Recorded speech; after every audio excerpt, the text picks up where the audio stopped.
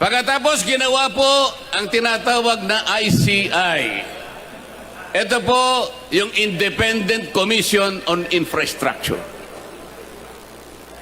Tinatanong ko po paano naging independent ang ginawa nilang ito samantalang sila po ay humihingi ng tulong sa House of Representatives, humihingi ng impormasyon sa Senado, humihingi ng impormasyon sa Sandigang Bayan, sa mga korte at sa lahat ng mga opisina ng ating pamahalaan.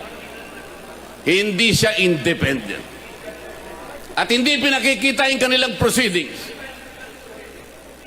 Mga ilang linggo nang nakararaan, nagsubmit ng affidavit ang dating Speaker ng House of Representatives.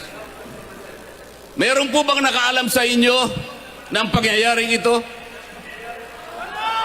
Iniulat ba nila sa atin kung anong nilalaman ng affidavit ni Martin Romualdez?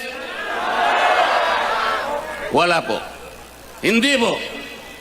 Talagang gusto tayo ay hindi natin makita ang katotohanan.